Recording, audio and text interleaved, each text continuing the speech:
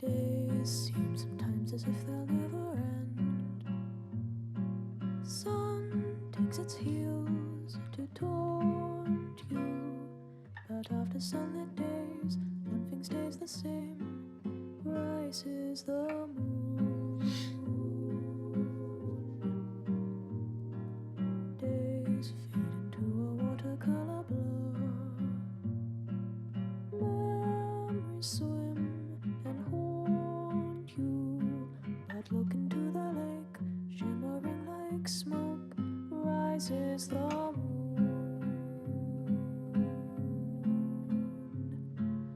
Oh, close your weary eyes.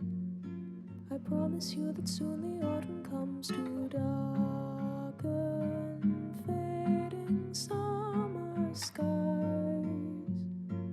Breathe, breathe, breathe.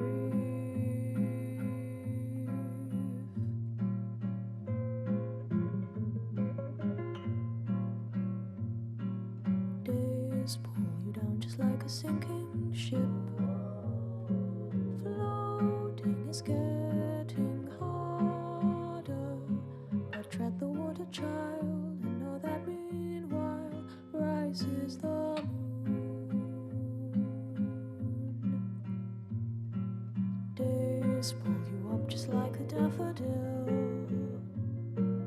uprooted from its garden.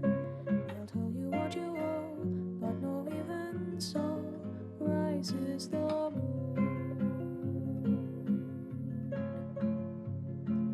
You'll be visited by sleep.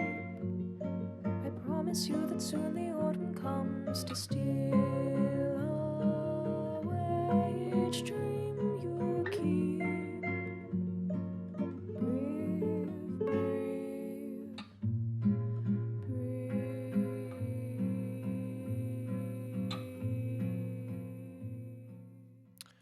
Good evening. My name is Andrew, and I am one of the hosts here on DnDVL. I play the lovable character Fezzick, and I'm so glad you guys could join us tonight. Just as a brief disclaimer to our listeners out there, everything we say or do tonight are acts of fiction. None of it is real, and we do not condone some of the behaviors depicted in tonight's airing of DnDVL. With that out of the way, I'm going to hand it over to our wonderful board ops. We have Emma and Jerry in the other room. Hello, hello. Hello. I'm also the DM for DnDVL. So fun stuff. I am the board op for DnDVL. Wonderful. These, there are helpers and our storytellers. Well, I guess I don't know if we're the helpers or not. But anyways, I want to introduce you guys to some of my fellow cast members / team members / D&D adventurers. So first off, we're gonna start off with Bree. Hi, I'm Bree. I'm playing Dylyn Colosi. She is a ranger. I almost said arcane trickster. I'm so used to saying it. She's a ranger, Spring Eladrin, and I love playing her. She's silly, goofy. Thank you. Next up, we have my friend Sawyer at the end of the table. Hello, I'm Sawyer, and I'm playing Brian. He's an alchemist artificer, and he's looking to throw some potions today. Wonderful. I'm looking forward to it. We also have our next host, Twylen. Yo, I'm Twylen. I'll be playing Spectrum, little fairy sorcerer friend. Wonderful. And today we actually have a special guest with us. Evan, why don't you introduce yourself? Hi, my name is Evan Frederick, and I will be playing Ruby Wind, the Tabaxi, or Ruben for short. So like the sandwich. Yes, like the sandwich. I am very hungry now. Same. But perfect. Big round of applause, not really, but in our hearts, Tiny big round claps. of applause Tiny for claps. Andrew. Amazing job with today's opening. Thank you. I'm sweating profusely, but I did my best. You did a fantastic job. Great job, buddy. Great I job. mean, I forgot to introduce you as the DM, so I'm feeling pretty bad about that. No, you're but- all good. You're all good. This is just my character, guys. At this I'm point. DM. At this point, they should recognize Emma's voice. Yeah, true. We are 8 episodes in. 8? Ooh. Technically, if we count back to season 1. That is true. That is true. Alrighty then. What else is there to say? Oh yeah, does anyone want to recap what happened last episode before we jump in? Sure. I can do a recap. Go right ahead. We start out in a dark void, and we can feel water around us. First, Dylyn wakes, and then Fezzick, then Brian, then Spectrum. We awake, run into each other, and find some strange signs saying that we're at the end. We are all very confused, and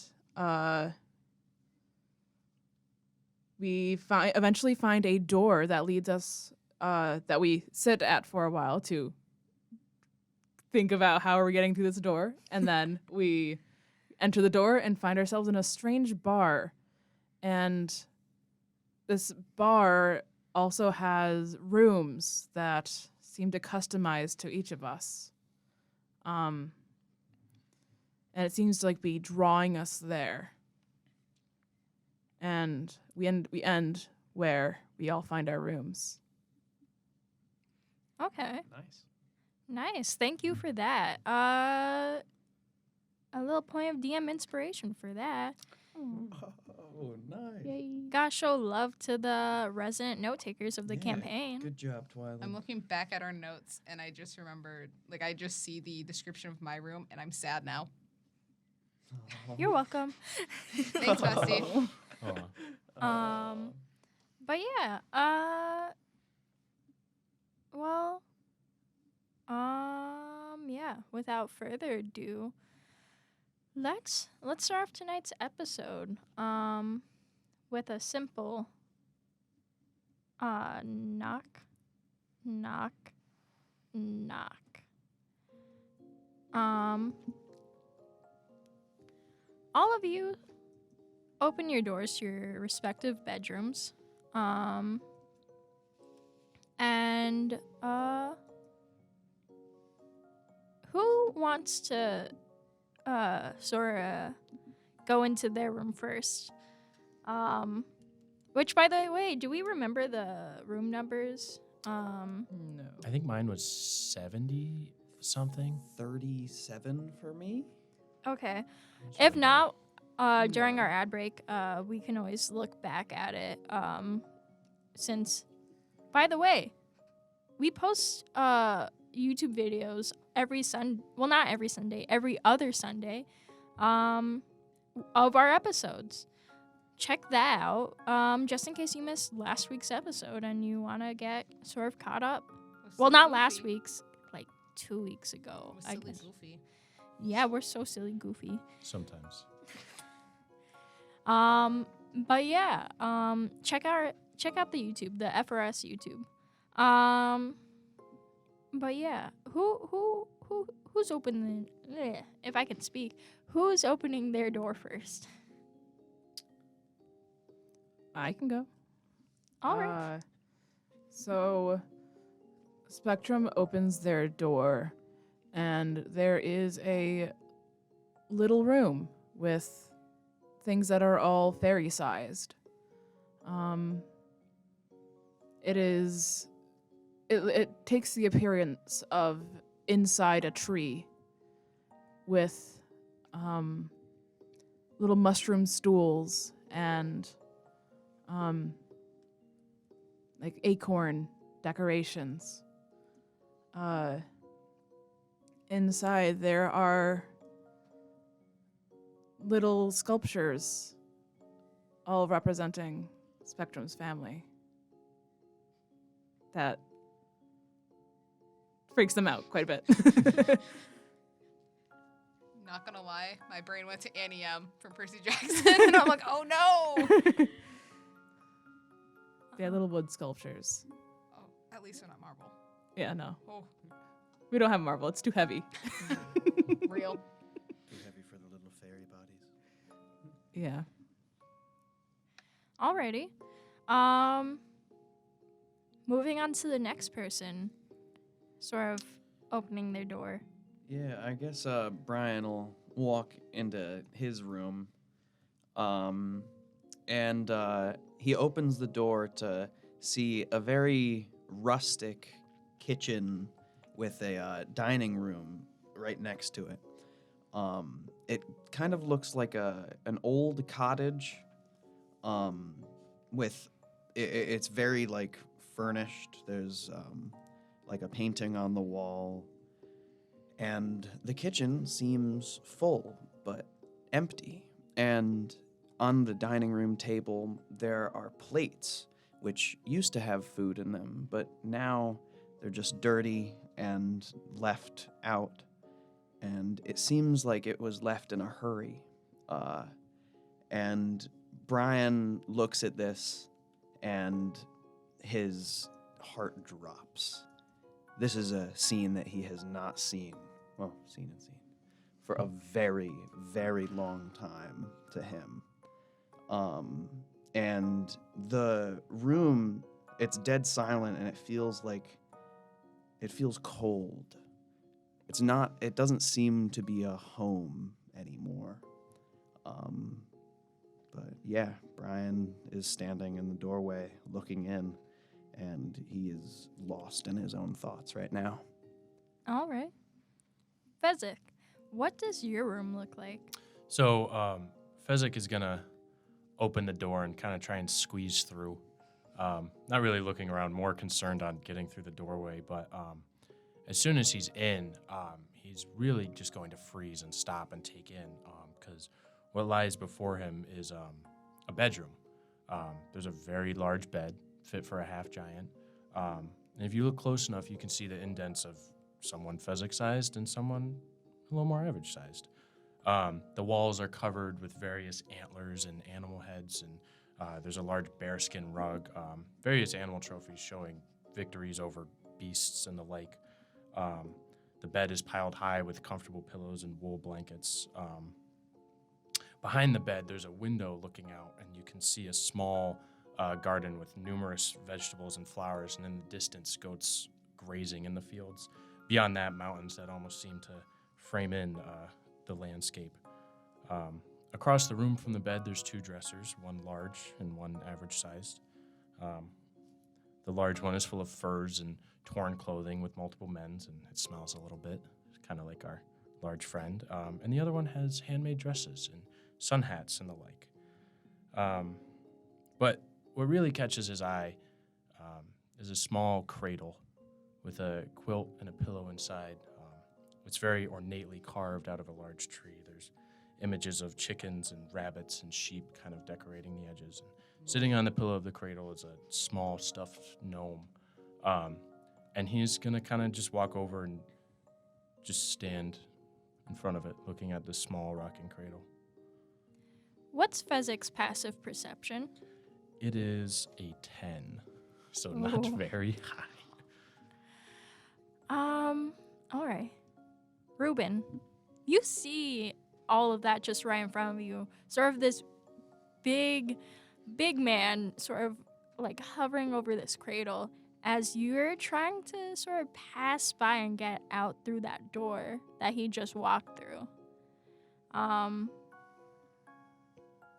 Not really knowing how you ended up there, besides, I don't think I should be here right now. I am 8'7" for reference, so a very large man just came into the room. What exactly is Ruben gonna do? So, upon Ruben seeing, just this very large man enter in the room, his eyes are gonna widen, and he's gonna fall back and go, intruder! You can't be here already. can I make a move to grab him by the scruff of the shirt and just hold him up in front of me? I don't know if that's a grapple check or... Yeah, that would be a grapple check. Which, by the way, you want to explain how grapple checks work? Yes. Actually, so I'm not sure. In terms of enemies, I roll, it's a strength to see if I can grab them, but I think we roll against each other, if I'm not mistaken. Yeah, you would be contesting rolls. Okay, so if you are okay with me, I won't hurt you No. yet. Yeah. Yeah. Nah, Yet. But if it's for the funny, I'll allow it. that is what I love. Do it for the vine. Oof. I only got an 8. Oh, What did you get? I got a 19. Dang, you are slippery. I am. Runs up. Slippery So like soap. I'm going to lunge and try and grab you, but obviously I am not quick enough. So I'm just gonna back up and I'm just gonna look around like, where did I put it? Where did I put it?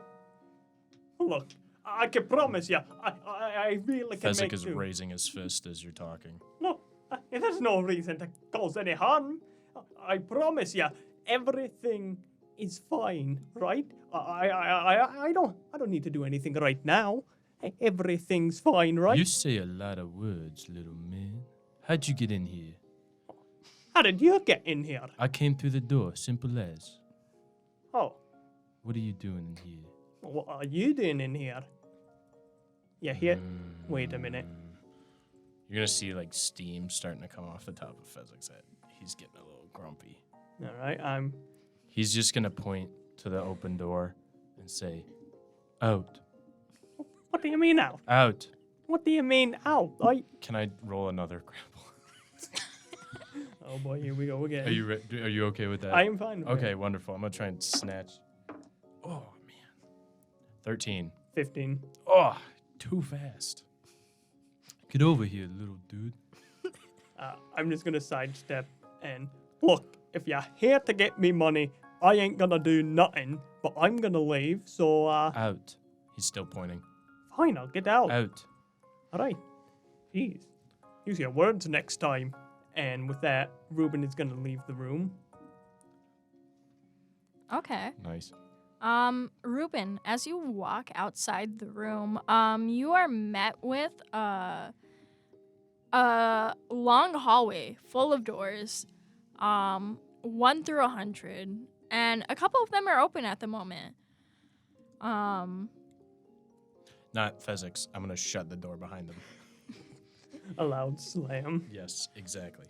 You just see a little blob-like creature peek out from one of the doors, with like sort of round glasses, sort of just looking out, just curious as to what all the commotion is about. And it's gonna look at Ruben and then put its hands into the goop, aka into its into its side as if there's a pocket there. And pull out another contract and sort of start walking towards Ruben with like a little quill in hand. Like, it looks happy that another person is here. And they're gonna just walk over to Ruben. Ruben is still confused because this, like, the area where they're in, they do not recognize it at all. Like, they're just looking around like, what? Where am I? What happened there?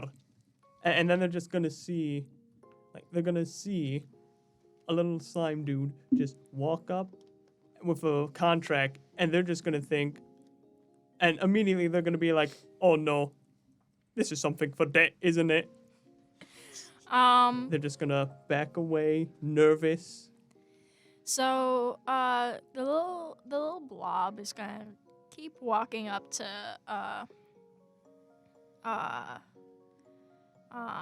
Ruben, and they're gonna try to hand them the contract. Just like sort of insisting, like sort of pushing the paper towards Ruben. Do you take the contract? I'm not gonna take it, but I am going to look at it. All right. Upon looking at it, you see the words, "Your time is up. Your story has thus concluded," and you're more than welcome to spend your days here as long as we maintain this building. With a little, like, dotted signature. Just sort of at the bottom of the contract. And they're just sort of like they try to keep pushing this this contract at you. All right. Upon reading the words, "My time is up," my eyes are immediately just gonna widen even more, and I'm just gonna go, and Ruben's just gonna go, "No, I can't be dead. They couldn't have taken me out. Oh no, I can't be. No, I can't be dead yet. Unless they took me out in my sleep. I knew I should have been more careful about that. Oh no, I'm a goner. Oh no." What's everyone else's passive perception? I got a 17 passive perception. Okay. You are very observant. 21. Wow. I got an 11. Good job, Dylyn. Yeah. One more than last season. Let's go. You're having some character growth anyway. Not enough character growth, as one might say. But Brian and Spectrum, you instantly hear the commotion outside. But it's not of a voice that you sort of recognize. Like, it's not Fezzick's, it's not Dylyn's, it's not Sid's. And as far as you know, the blob doesn't speak. So whose is it? You don't know. Spectrum will backtrack a bit and look down the hall to see what's going on. Are you all right down there? Ruben's going to look towards the direction they hear the voice and then just yell, "I'm not all right. I read this. I have a little slime dude coming near me, showing me a contract saying my time's up. What is that supposed? What am I supposed to infer about that? The wee little recognition I have. I think I'm dead." Yeah. Well, we're trying to figure that out. What do you mean trying? We'll figure out our way out of here one day, I'm sure. Oh my god, I'm actually dead. Oh, no, I'm dead. I am dead. At this point, I think Brian is going to pop his. It's going to take a lot for him to separate himself from staring at this room. But he glances down at the hall, down the hallway. And did Spectrum come out of the room? Yeah, they Okay. just kind of flew backwards. Towards back Ruben. into the hallway. Yeah. Okay. And Brian, seeing Spectrum talking to this newcomer, Brian's gonna think, all right, this is under control. And then he's gonna go back into his room and walk deeper. You are the ambassador of the group. Can I perceive if Brian's okay? Well, yeah, wait, okay, yeah. Do you want to, I popped my head out of the hallway for a moment, you know what I mean? Yeah. So, I'm just looking, and then I guess I just pop right back into the room. So, Just phase back in. yeah.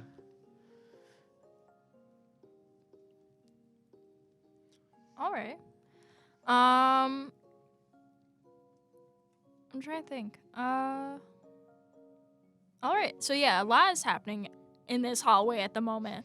And then for everyone who didn't listen to the episode not last week, need to get used to that. Every other last 2 weeks. No, I I don't- think It was it 2 weeks ago we uploaded put- last week though. But, yes. For us, it uploaded last week, but for Yes. people listening in, it would be 2 2 weeks weeks. Yeah. Okay.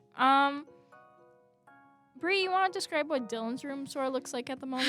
Oh boy. So, walking in, you see a four poster bed with a cradle near the end and 2 armchairs sitting in one of the corners. Very homely. That's all I can really describe it as. It's very homely. In that moment, Bree, you're going to get sort of flashes of like whiffs of like bourbon and whatnot, or along with the faint sounds of galloping. You're also gonna hear a baby crying. Which, by the way, Fezzick, roll me a wisdom saving throw. Oh dear. Oh dear. Let's choose the honey D20 because I hope this goes sweet. Ooh, that's gonna be 16. 16? Pretty sweet. Okay, yeah. So far, looking down at your own cradle, which is so weird to say, We got not one cradle, but two two. cradles. While it does bring you a little bit of like sadness, it there's nothing really affecting you at the moment. As for Bree, on the other hand, Dylyn is sort of going through the motions at the moment. Would it be right to say she's confused as to why she hears a baby cry? Yes. She's very confused at the moment. Just confused in general of why your senses are being overloaded with all these different sounds, smells, quick flashes of light. And I need you to roll me a Constitution saving throw. Ooh, let's hope this is better than the first time I rolled one. It is not. That is a 5. Oh, with a 5. Okay. Oh, throwback to the custard damage. Mm-hmm. Oof. If I remember correctly, I think Brian's room is the closest room. Yeah, I think Yeah, you're I'm 50, 57. 57 and I'm 30 something. Yeah. So, along with Spectrum being in the hallway, both of you sort of hear the sudden collapse coming from Dylyn's room. As Dylyn, you once again wake up in another void. Oh, not again. You're just back outside. Back in the puddle. I'm back in Back the in the building. Back in the puddle. This time, if you look at your hands, they're not of your own. Are they of who I think they are of? No. Okay. Ooh. As you look down at your hands, you notice that they're not really taking form or shape. It's just golden light that sort of flickers before sort of collapsing back in on itself to become one sphere. And you hear a faint voice, a faint familiar voice in the background. Did you really think coming here, what now, 5 times, there wouldn't be consequences to your actions? Maybe you should tell your maker that they need to stop coming here. They're not going to get answers, or at least the answers that they want to hear. Spectrum, Brian, do you investigate along with Ruben, because Ruben, I'm gonna assume that you also sort of hear the collapse. Do any of you go to investigate Dylyn's room? Yeah, Spectrum will definitely check out what the thunk was. Ruben too. They are just like, they're in a completely new area. They have no idea what's going on, and they hear a loud thud or like hear a loud noise. That's not gonna add ease to tension for them. All right. Brian hears the thud, glances at the door, but he's starting to get entranced in a cooking apron with like some bread and a rolling pin on it, like woven in. Aw. And it's hanging from the wall, and he is standing, staring at it. Okay. You want to roll me a wisdom saving throw for that? Yes, I would love to. Just standing there. Oh, that's perfect. 5. 5? Hey. Yeah. Hey. You sort of hear that thud, except you sort of feel a very small, fragile hand sort of cup your cheek, guiding your face back towards the apron to stare at it as you hear, "Don't go. Not yet." Oh. Sawyer, do not cry. Oh no. Emma, Guys, you're welcome, killing him. Welcome to Oh. DnDVL season 2, Season the one two. where Emma makes us all cry. Oh my god. Well, what's the saying? Like, your card declines at therapy, so they bring in your DM or something? Thank Like, Thanks, Emma. Thanks for the free I think- therapy. yeah. You're welcome. Yeah. Brian is he's not paying attention to the world around him right now. Like tears are starting to well up in his eyes because he's starting to fully remember. Alrighty then. I just want to say, I think the funniest thing is Evan and Sawyer watching me go through like 7 stages of grief over here as I'm trying to figure out who I'm seeing. Oh dear. Oh. All right. So Spectrum, Ruben, and the little blob follow suit. You all sort of walk towards Dylyn's room to see that she's completely collapsed on the ground. Eyes tightly shut, gripping onto her chest. As vines start to like sprout out from there, sort of like wrapping around her wrists as she seems to be having some type of nightmare, or she looks feverish. What will you do? Phone an ambulance. Well, I guess first I'm checking for health signs and seeing if there's trying to find the best way to wake her up. All right, you want to roll me a medicine check? Sure. Remember, the best song to do CPR to is Staying Alive by the Bee Gees. Mhm. We'll see if I can remember it. I got a 10. Oh no. Dylyn is Dylyn. Whoa. Dylyn be Dylaning. Dylyn be Dylyn. Yeah, she, as far as you can tell, is just having a really bad nightmare, you know? She's just going through the motions. You can't tell much from that.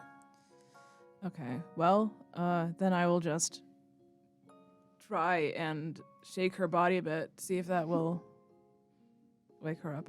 All right. You want to roll me a performance check for that, and then Sure. I'm better at that than I am at medicine. Dylyn, you want to roll me another Constitution saving throw? I can sure try. Got a 25. 25. Okay. It's a dirty 21. Let's Yeah!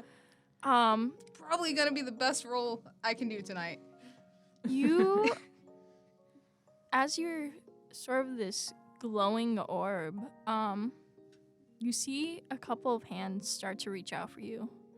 You see one that's sort of purplish in hue reaching towards you. You see a couple of more paler ones, some calloused, some not.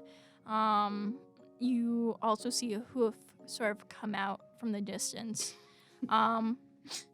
Is this who I think it is? Oh, you betcha. I'm gonna message this in my zone. Yeah. But you see these sort of start to all reach towards you before finally you're woken up, met with Spectrum and a complete stranger and the blob.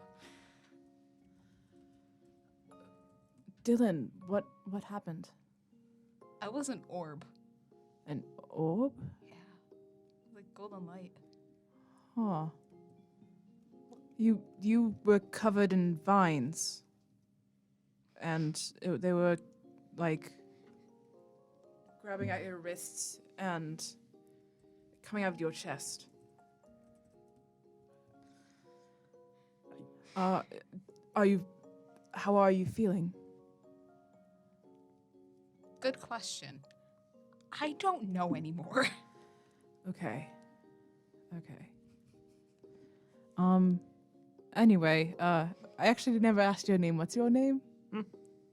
Oh, my name.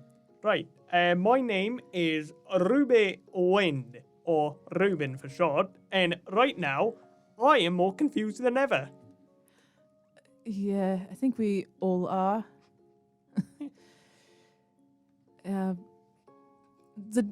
dread will hopefully pass a little, with a little bit of time, because I mean we're still conscious, you know.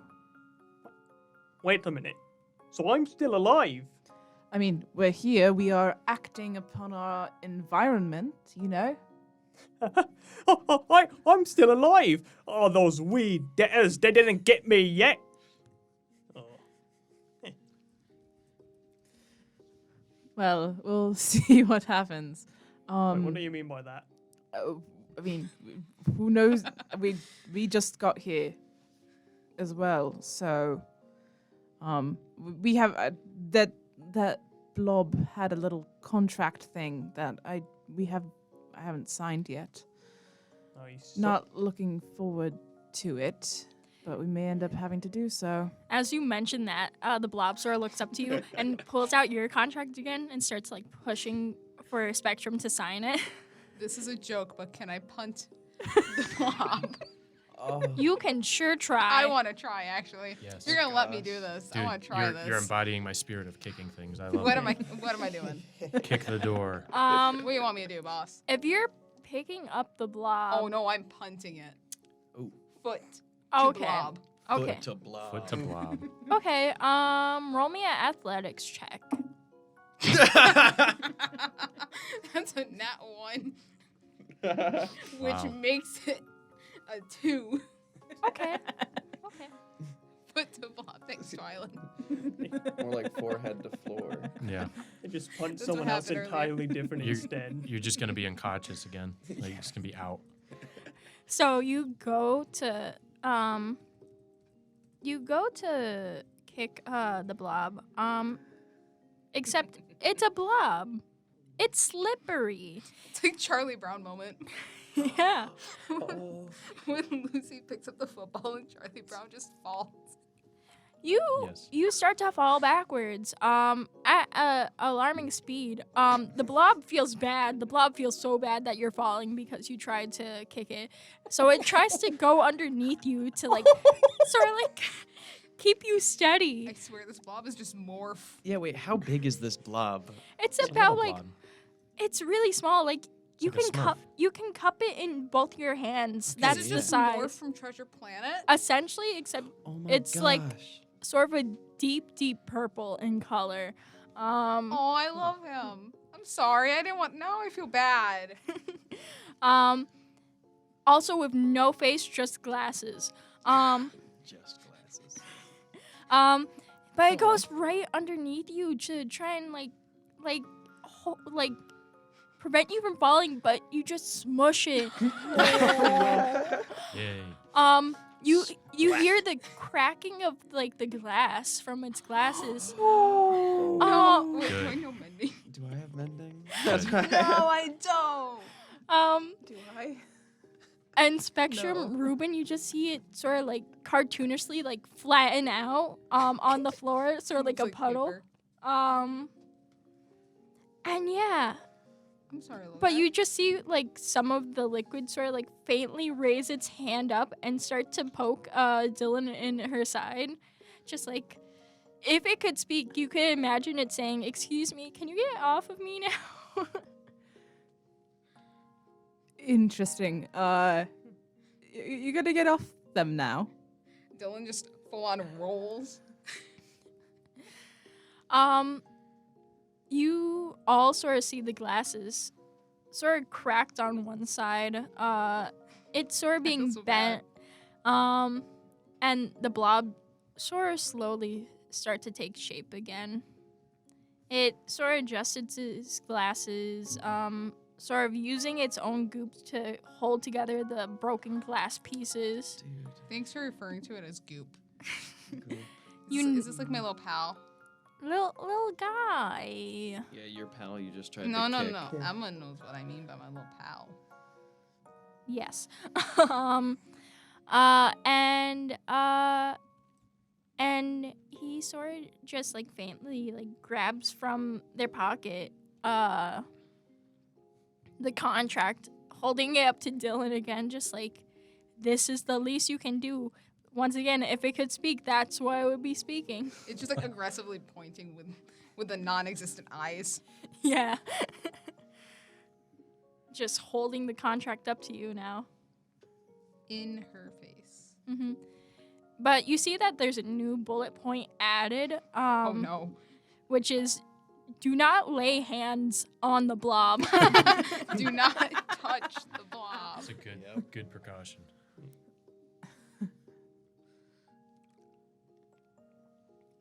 So do you sign it?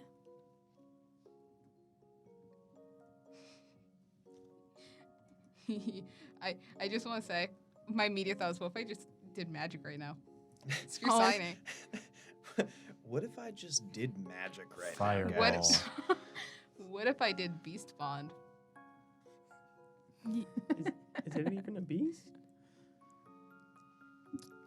Technically, is it a beast? Technically. It's like a little pudding cup. Ooze. Yeah. It's just little. Ooze. It's lunch. Yeah, Little beast- goober. Beast could be like an overall term. that's true. Or is he like a golem or something? Oh yeah. So, like- Bree, you so- want to explain what Beast Bond is? Or So, Beast Bond is a first level divination spell. It's a casting time of 1 action. It has a range of touch, and it lasts up to 10 minutes with concentration. You establish a telepathic link with one beast you touch that is friendly to you or charmed by you. The spell fails if the beast's intelligence score is 4 or higher. Until the spell ends, the link is active while you and the beast are within line of sight of each other. Through the link, the beast can understand your telepathic messages to it, and it can telepathically communicate simple emotions and concepts back to you. While the link is active, the beast gains advantage on attack rolls against any creature within 5 feet of you that you can see. And it's exclusive to the Druid and Ranger classes. Unless Amazing. you have Divinely Favored, Fey Touched, Magic Initiate, and Strixhaven Initiate. Okay. Alrighty. So is that what you're going? I would like to do that. Ooh. I would like to have telepathy with this little guy. After squishing him. Aw. As you do that, roll me a wisdom saving throw. Oh no. Another one. Another one. Where's my Another wisdom? Oh no. Oh, That's a nat 20 Nat 20. Nice. very Um, wise, very wise. for once in her life. Unfortunately, Oh. He has an intelligence score higher than 4, doesn't he? Mhm. No. Darn. He went to college. He went Yeah. to college. he went to Void College. Okay, guys. That's hard to get into. I know. Good for the, him. The admissions rate is like, I don't know, like, Maybe Sid can apply. oh, that's true. Yeah, we should recommend. Yeah. Because Sid got.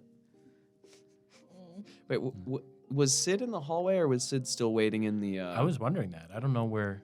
So ended Sid, up. last time we left off, they went into their room, I think, okay. which is Oh. room number 1. Okay.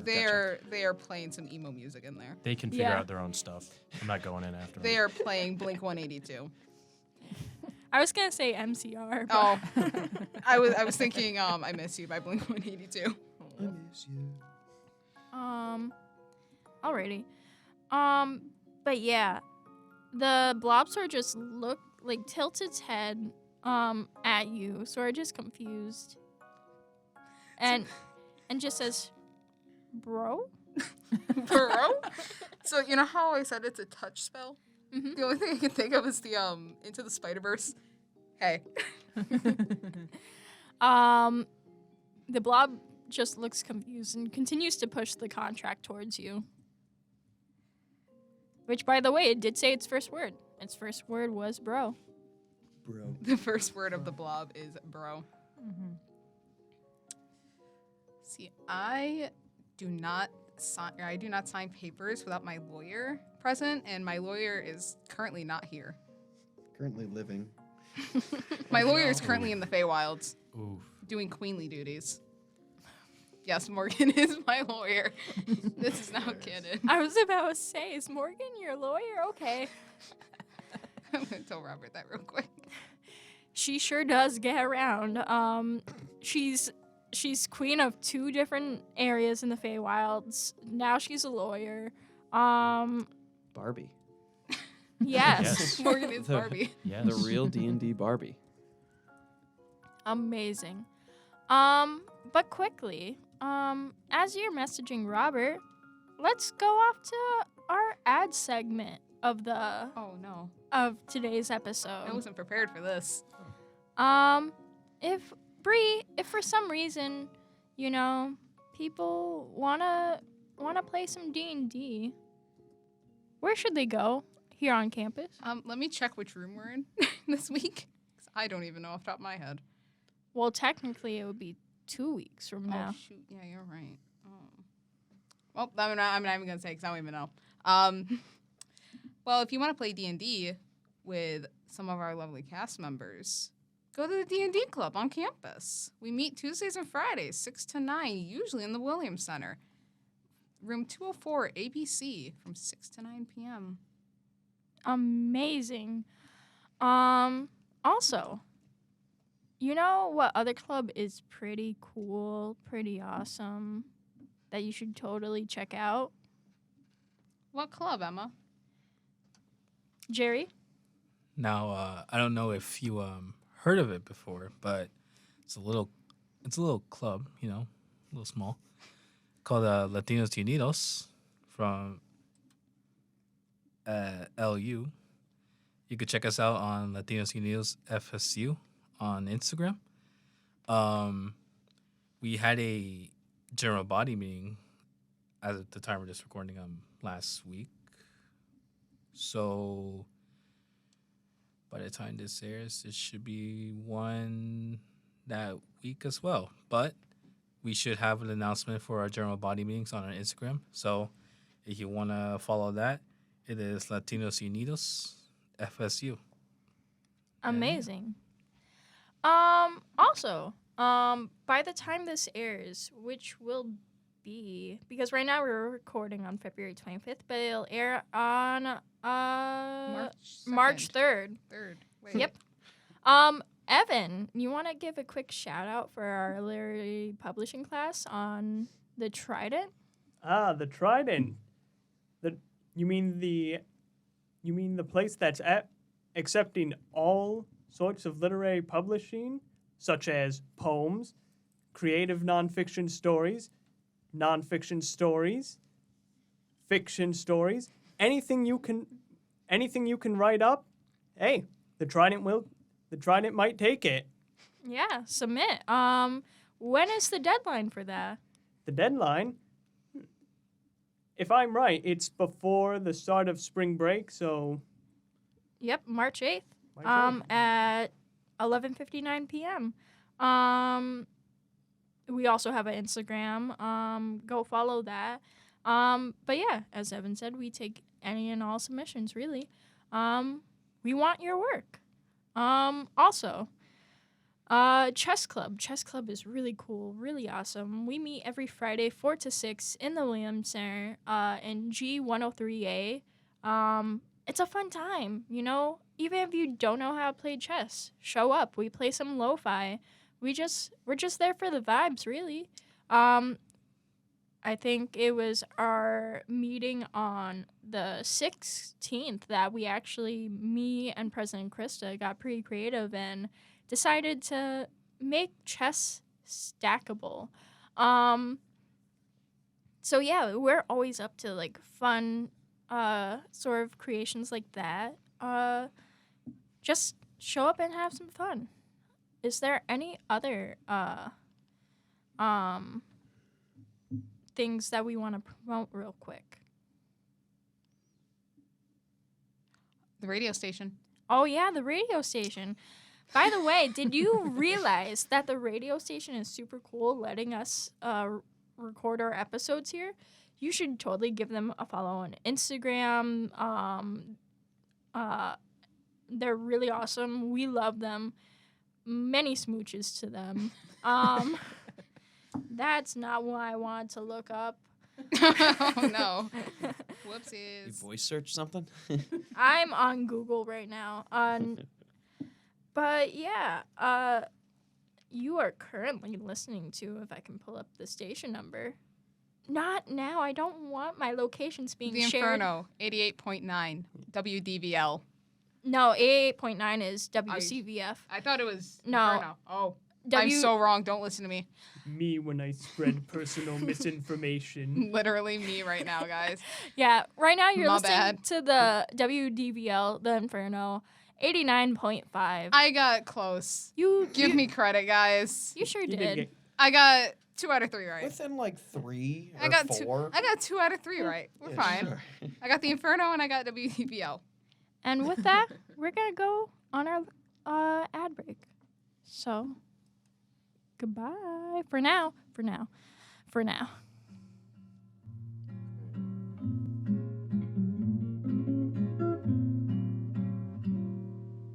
Days seem sometimes as if they'll never end. Sun takes its heels to taunt you, but after sunlit days, one thing stays the same. Rises the moon. Days fade into a watercolor blur. Memories swim and haunt you, but look into the lake, shimmering like smoke. Rises the moon.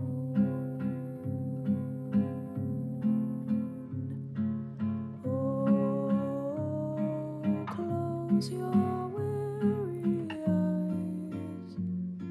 I promise you that soon the autumn comes to darken fading summer skies. Breathe, breathe, breathe.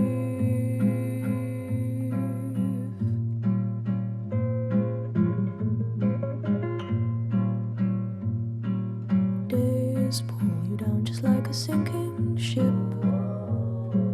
Floating is getting harder, but tread the water, child, and know that meanwhile rises the moon. Days pull you up just like a daffodil, uprooted from its garden. They'll tell you what you owe, but no, even so, rises the moon. You'll be visited by sleep. I promise you that soon the autumn comes to steal away each dream you keep. Breathe, breathe, breathe.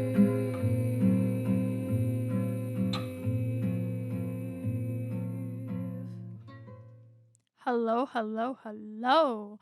I am back. Well, just me for now. I know y'all didn't expect me to leave you muted over there. I'm evil now. Okay, I'm just joking. Everyone is getting back on, except for Jerry. Sorry, Jerry. Oh, Jerry. Jerry, no. Never mind. Jerry, you're in here too. How could you do this to me? Jerry's How could expression you? after I gestured towards him was really funny. Gesture. Alrighty. So, we're gonna do our segment of the episode, which is how do y'all get into character? And yeah, go fun with that. Well, first you make a character. Ah, yes. Wonderful. And Once that's you- all, folks. We'll see you next week. We're here all week. And when you make your character, you can think about maybe if you have a voice in mind or accent or even like a actor voice that you are a fan of. At that point, it's mostly practice and like learning the accent or the voice. It does take practice to develop a voice for the most part. But it can be fun. And it's also nice to be able to separate your personal voice from your character, especially in a voice-based D&D game. For sure. Very Yes. true. Very true. I agree. Meanwhile, me, the one that doesn't change their voice at all. I'm terrible with remembering my characters' voices. I'm not a voice actor, nor do I have plans to be a voice actor. So I just let my brain go numb. Oh Yeah. no, I just inverted my colors. I'm fine. Oh no. We're fine. Yeah. I'm working on my character sheet. We're fine. I think a lot of people just sort of expect to be like Matt Mercer and just have a wide range of like my different character Matt voices. Mercer. Matt Mercer, Yeah. he's been doing it for a while, so Love that man. Yeah. Yeah. I mean, he's also a literal voice actor. He did play That your too. boy Leon too. Yeah, Leon, I love Leon. In the worst Resident Evil game, but Hey, I Oh. find Resi 6 to be fun, but from what you've played 2 chapters. and that's all I need. That's all I That's need. all I need you to have not play. played through the 20 chapters that is that game. Personally, I think the Resident Evil 3 remake is the worst, but potato. We'll get into that later. Yeah. This cast isn't about Resident Evil. That's our other Yeah. podcast. Oh, if they gave me a podcast about Resident Evil, I would be in heaven. But yeah, I know for myself, I have this character named Rudy Tooty, who's based off the Rolling Stones song Ruby Tuesday. I love that man so much. He's a little I love What does he Rudy Tooty. sound like? Can we get a little taste, a little snippet? okay. Let me see. Give me your boy. My churros, they're a little bit on the dry side today. I Nice. love Rudy. I'm feeling a little silly goofy if I do say so myself. And you do I- say wow. so yourself. I love this character. Love it. Yeah. He is just a man with a southern brawl. I don't know. Drawl. A brawl. Yeah. Southern brawl. Southern brawl. Good old Southern brawl. Yeah, Could you imagine? I love that. but yeah, Very he sort of just based off of that. He has his own band called the Bouncing Boulders. Wow. Instead of the Rolling Stones. You never told me that part. That's so smart. I love that. And he's the lead guitarist for the Bouncing Boulders. You never told me this. Very cool. You did not tell me this part, and I'm very disappointed that you didn't tell me this before. I'm sorry, but yeah. How do y'all get into characters? Because I know for me, when I play Rudy, I start to listen to Hot Rocks, which is a Rolling Stones album with all of their like greatest hits. So like, what do y'all do? I personally struggled with Fezzick's voice for a long time, but I found it's actually the voice of Baby Cakes. If you look up on YouTube from the song "Be Aggressive," be aggressive, be aggressive. So I just kind of took that voice because he sounds kind of dopey and he's also a big character, just a funny guy. So I just kind of applied that. So usually I will either practice in my car when I'm driving, which probably looks very weird to people driving past me, or just listen to some good old Baby Cakes on YouTube to kind of just try and get into the voice and because he has a certain cadence, he has a certain pitch and tone. It's a challenge. It's a tough voice to do like certain emotions with, but I'm gonna try my darndest. Nice. As you do. Oh, thank you. Yeah. So for me, getting into character, it depends really on the character. Usually I'll just read through their backstory. And if I have a certain voice that I'm going off of, I'll maybe listen to like a few videos of that like certain person. I love Gilly. Yeah, so I one instance is I played a character that was extremely it's Gilbert Gottfried, but he was a long death monk. Oh, I remember that And- character. Oh How yeah. how could you not remember? Oh my I gosh. remember that Yeah. You were the character. loudest person on campus. Oh my. Yeah. It No. was even funny and- when you did it in class. Oh no, it's a very loud one because if you've ever heard of Gilbert Gottfried or seen him on the television, anything like that, Cyber he's a Chase. very loud guy. But to get like into that kind of voice, really it was listening to Gilbert Gottfried like once a day. Didn't you pull up a video of him in class? Oh, so I could get inspiration. I need because it's a very intense voice, and you need to get it right, or else you sound kind of weird, you know. You're not doing justice to him. Yeah, that's true. That is true.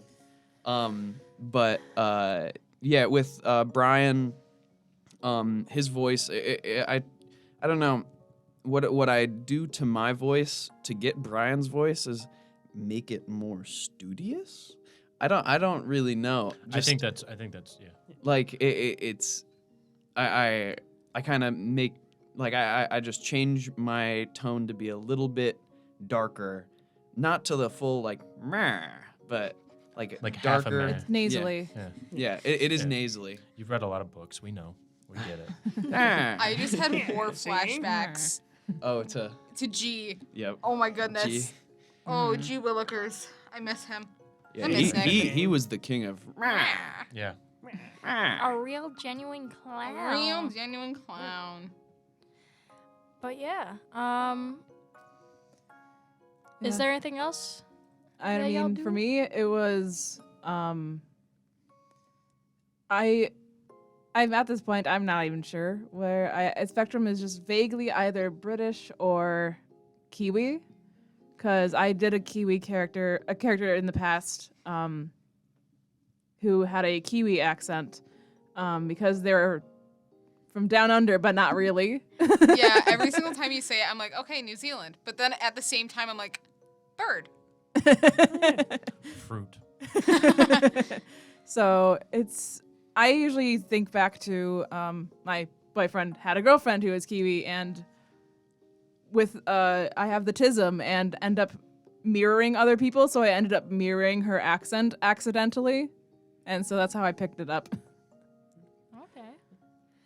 Okay.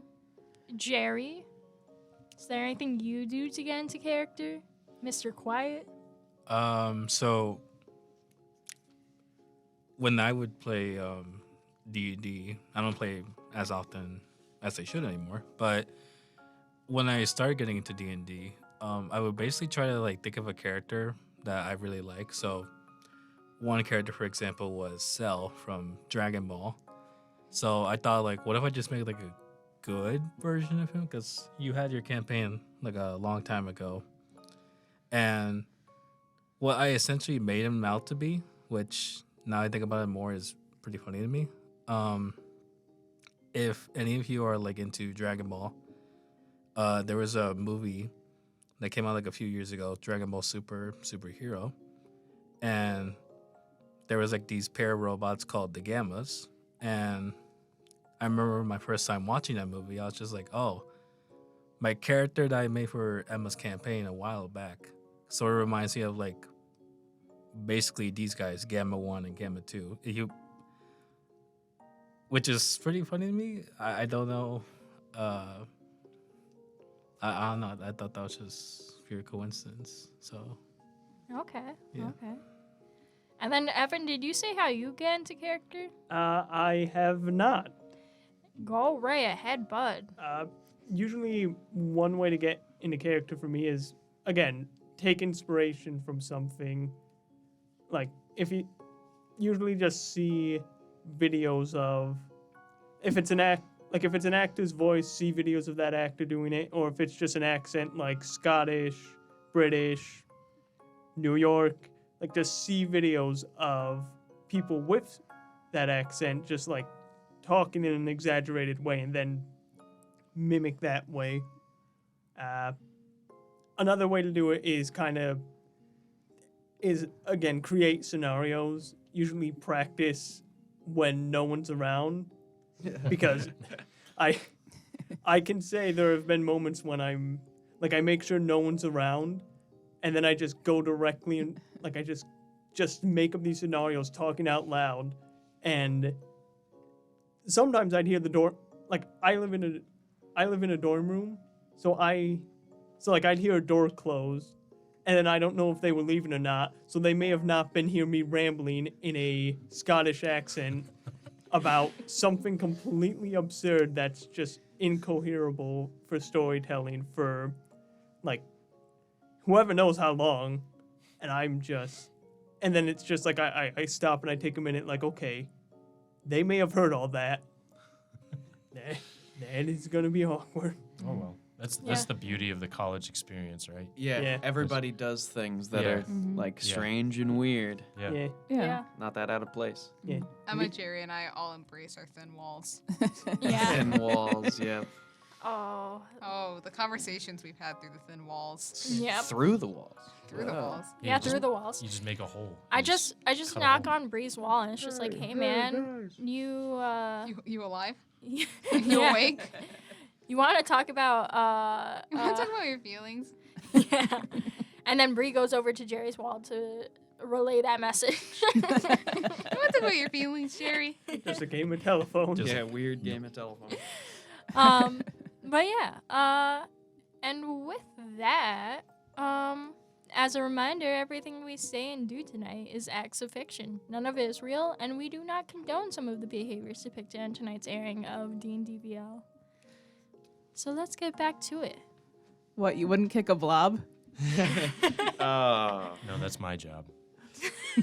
Well, yeah, and Dylyn's. Yeah, apparently Dylyn and the Blob got beef.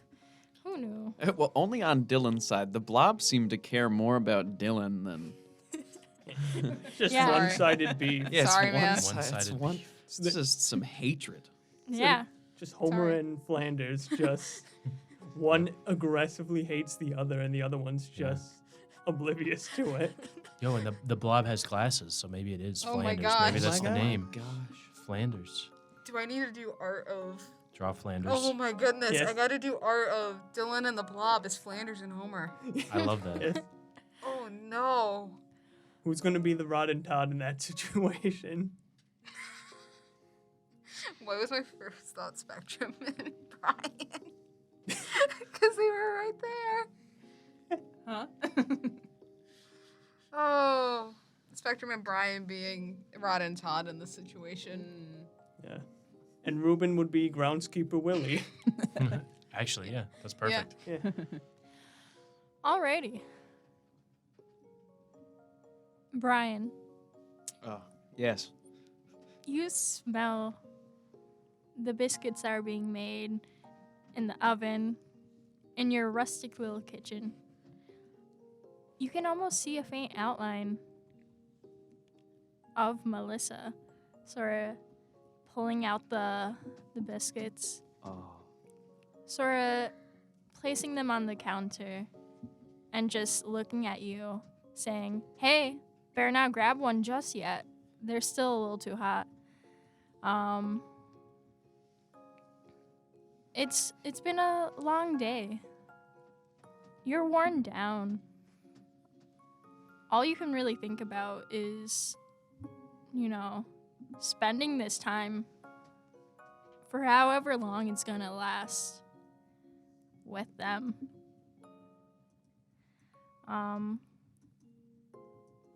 You sort of hear the door open a little bit as Melissa's outline fades.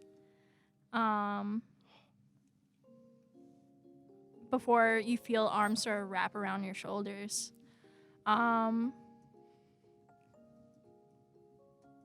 Just saying, oh, do you have to go again so soon? Why don't you ever just stay here with us? Oh. Oh. You okay with her, bud? Oh. You look a little sweaty. Oh, I'm in my feels, man. Okay. So, yeah, Brian, at this point, seeing Mel's outline and smelling Mel's baking, he is very much tearing up, and he has some tears coming down his face. He doesn't make any noises other than responding with, "I want to stay." As you do that, you sort of feel Melissa's breath sort of hit the back of your neck before the breath becomes heavier, sort of like a huffing, and you look down to the arms that are wrapped around you, and you realize they're not Melissa's, they're not Mel's,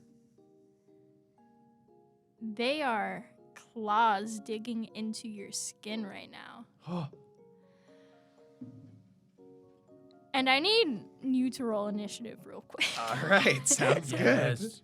Yeah, baby. All right, that is.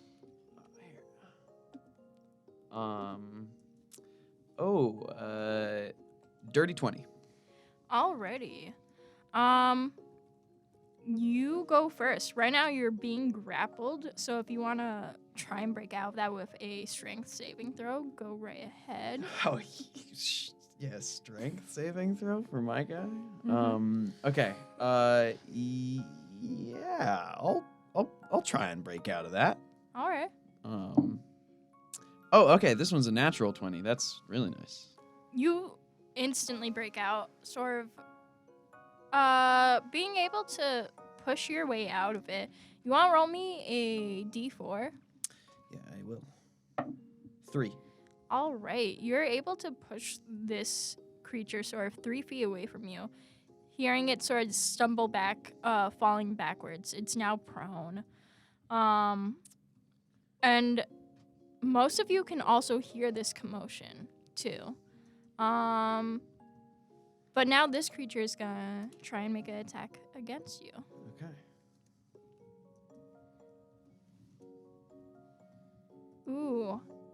It sort of gets up and tries to take a swipe at you, but narrowly misses your face. What's everyone else gonna do? Hearing this commotion start to happen stemming from Brian's room. Does Fezzick hear this commotion? Because I believe I'm still very far down the hall in my room. But Yeah. I would say that you're able to definitely hear the loud thud. It's way louder than when Dylyn hit the floor. Okay. I personally, I think Fezzick's going to kind of be in a similar situation as Brian and still reside in the room that he's in behind the closed door. Alrighty. Respect.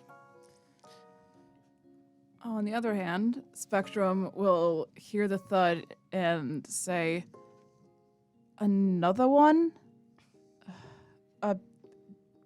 Ruben, right? You want to come with me? Yeah, why not? Let's go check in on our other friend." Friend? Well, we just met, but we are bonded on the fact that we are all here, I suppose. Aye, that's fair. All right. So, Dylyn, do you follow suit? Yes. Okay. So, Spectrum, Dylyn, Ruben, and the Blob sort of make their way over to Brian's room. You sort of see the door ajar open a little bit with this creature sort of lunging at Brian, and Brian sort of looking a bit pale. Would y'all like to also roll initiative for me? Emma, guess what I get to do? Oh. I get to roll advantage. Ooh.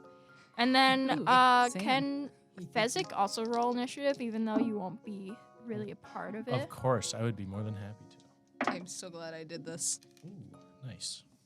I'm so glad the DM is so nice and let me do this.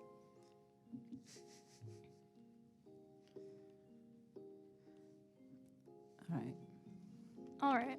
Once you all have your rolls, that would be great. Which, by the way, Brian's was a Yeah, 20. Okay, just wanted to double check. Speedy. Mine is 15. Mine is 20 as well. All right. What is each of your dex modifiers? +5 for me. +1. Okay. The I cat got is it. ready. I got a 24. Oh my gosh. Well, you know what's better than 24? 25. Alrighty. We're all adults. And then what was Fezzick's? That's going to be an 18 for the big oaf. Okay. Alrighty, let me just place this in order now. And can we get some rambling from why not our special guest today? What is going through Ruben's head at the moment? Ramble a little bit for us. All right. Well, first, oh wait, in character voice or out of character voice? Either or, really. All right. So, Ruben is seen like just. First, Ruben is perceived to be, gone. Then in the next room, they see someone just covered in vines, and then finds out, hey, maybe they're not gone, or maybe they are. So now it's just 50-50. And now they see the current action the current act just being transpired right in front of them, and they're just staring blankly, just 1,000-yard stare, just like, what? I don't know what's going on anymore. Your day just keeps getting weirder and weirder, man. It does indeed. It's definitely not a normal day here in the end. Name of the tavern. Emma's getting a look through the window as per usual. Uh-oh. Ruben does not. Ruh-roh. Too bad Jerry's blocking my way. Oh no, Jerry, you're supposed to be blocking my way, bud. Jerry won't block you here. Alrighty. So first up with this new turn order is Dylyn. What is Dylyn doing? Dylyn is going to shoot at the lovely figure that is currently grappling our good pal. Oh. Am I still correct in this situation? Well, he's Is- coming at me. Yeah. Okay, that the guy that's coming at him. Coming at me. Coming at him. All right. So you are gonna grapple? Question mark. Shoot. Shoot. Okay. Sorry. Good old longbow man. Yeah. Go ahead. But what's the longbow range again? Like. Good question. Yeah. Look that up because you I'm might have looking to that up roll right it. now. You might have to roll a can- disadvantage. Longbow range? Yeah. Mhm. I think it's 20. I don't know. We're Never looking mind. this up right Don't now. listen to me. We're looking this up. We got this. D&D Beyond, save me. Crossbow is 80 to It's 150 to 600.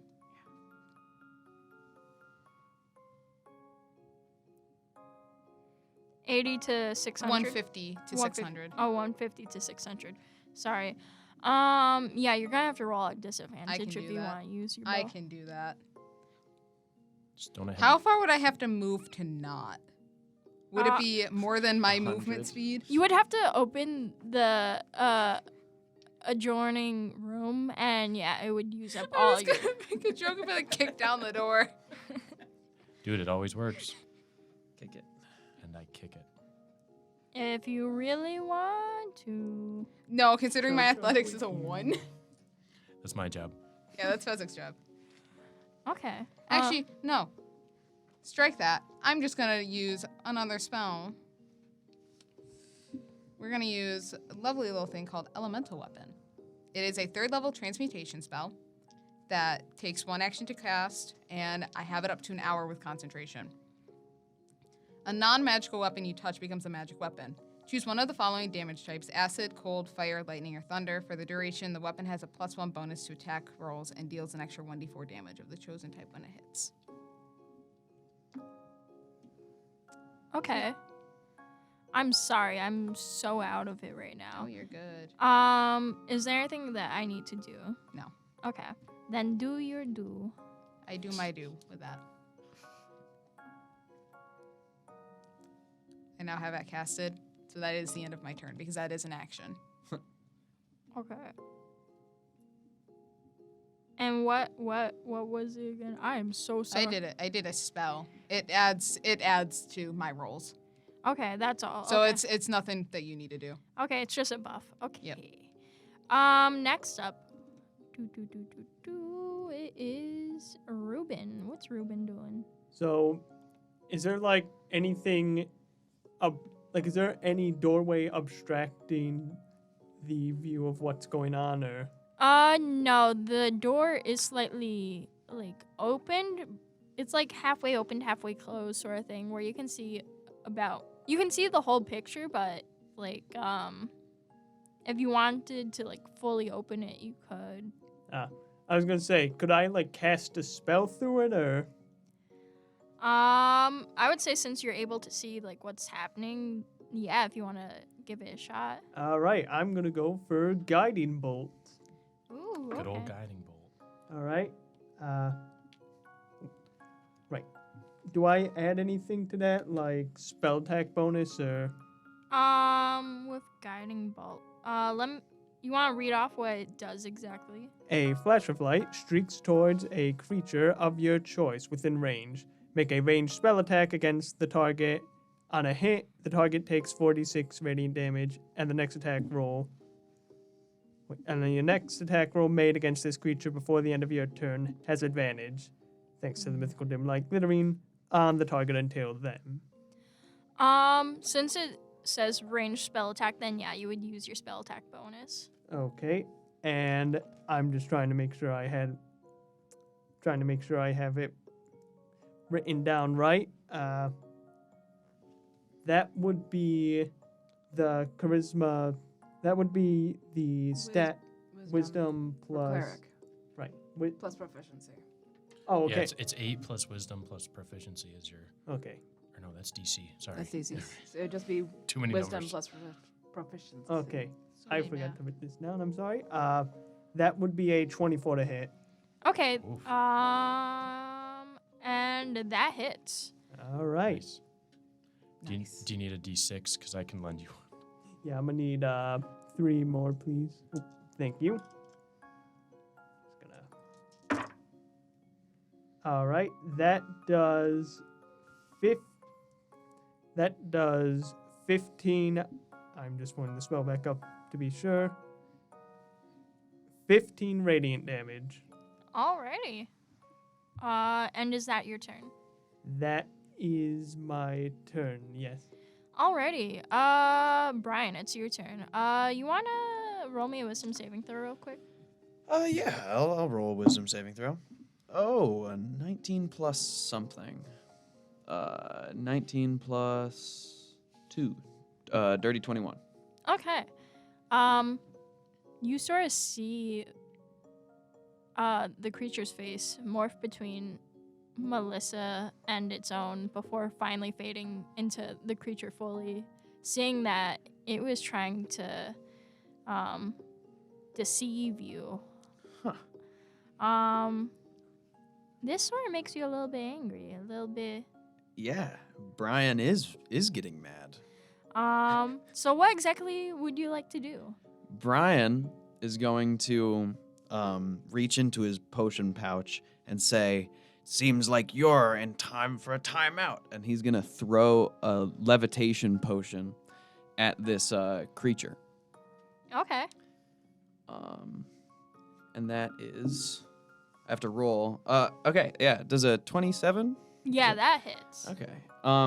So the creature is now just going to float up to the ceiling, and I'm gonna point at it, and I'm gonna ask it, in common, of course. Mm-hmm. What are you? Why are you doing this? Where's Melissa? It sort of just hisses back at you Um. as it's now being sort of pinned against the ceiling. And yeah. Yeah. So the duration of this is concentration based or up to 10 minutes. Or concentration based for up to 10 minutes. So Brian is just going to be basically pointing at this thing and focusing on it, and that was his action, and that's his turn. Alrighty. It's now the creature's turn. Here, let me see if you can do a... Levitate is such a good spell Yeah, to disable creatures. It's the timeout spell in my mind. Unless they fly in, it's sad. Well, or they can push off of the ceiling and jump, probably. Yeah. I'll say though that the creature is pretty stuck up there. And with that, it's the creature's turn. So, Ruben, the thing that you did to it when you cast Guiding Bolt, you notice that the area that you hit sort of just patches itself up as the creature resumes to be unaffected by whatever you did. And the creature is gonna use its stinger, because it has sort of like this long tail that sort of just wraps off from its body, and it's gonna try and make an attack against Brian. Sounds about right. Oh. Ooh. What's Brian's armor class, just for reference? 15. Ooh. Yeah, he's wearing a black lab coat, which is... He's squishy. Oh, he's pretty squishy. He's I love squishy. Squishier than the glob. maybe a see. little bit harder than the glob, but still quite squishy. Alrighty. The stinger hits with a total of 26 to hit. Yeah, I think I think it might hit me. guys. Yowie. I think it might have hit me once or twice. Yeah. You're gonna take. While I'm rolling damage, can you roll me a Constitution saving throw? Sure can. That is a dirty 21. Okay, you just made it. Okay. Just okay. That was the Congratulations. yeah. That's a high just right there. You take 15 points of force damage. Okay. And that's the creature's turn. Next up, it is Fezzick. Fezzick, you're sort of just... You're hearing a lot of commotion happen down the hall. You're sort of focused in, though, on this cradle. Yes. You Yes. hear sort of like a soft laughter in the background. One that's familiar to you. One that reminds you of your wife. You sort of hear the laughter get closer and closer, feeling almost as if if there was a hand put on your shoulder, only to be met with nothing. It's empty. Interesting. You start to hear crackling, too, as it sort of does not seem to be resonating from the stove. You just hear the crackling of wood. Can I see, can I do a perception to kind of see what's happening? Yeah, go right ahead. Perception check. 12. 12. I'll say that as you hear the wood crackle, you see a thin line of smoke stem from the center of the cradle. A Oof. very thin, fine line of smoke. Oh, man. And it's Spectrum's turn. Nice. I will take advantage of the guiding bolt. Hopefully its effect is still there. And I will cast. What do I have? So many spells. I will say any attack made against the creature right now does have advantage since it is essentially prone. All right. Yeah, it's flying right where I'm pointing it to. You know, I might as well. Do I want to set up? I'll set up. I'm gonna set up some spirit guardians. Okay. So I will step into the room and, in range, I assume the ceiling isn't, Yeah, I don't 15 feet up. No, it's cottage height, so it's about like 8-9 feet, which is why the creature could reach me still. Yeah. So, I'm just gonna be there and have some spirit guardians up, some radiant ones. Okay. You want to explain what exactly that does? Sure. I'll be casting this at level 4. They are spirits that I call forth that flit around me with a 15 within 15 feet of me. If as a good character, they appear as a good or neutral character, they can appear as angelic or fey. I'm going to consider them as being a little bit of a mix. Okay. Just like how Spectrum is themselves. When I cast the spell, I can designate any number of creatures unaffected by that I can see. Words. Let me reread this. You can designate any number of creatures you can see to be unaffected by it.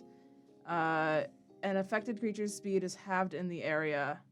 When the creature enters the area for the first time on a turn, it starts its turn there, it must make a wisdom saving throw. On a failing save, the creature takes 3d8 of radiant damage.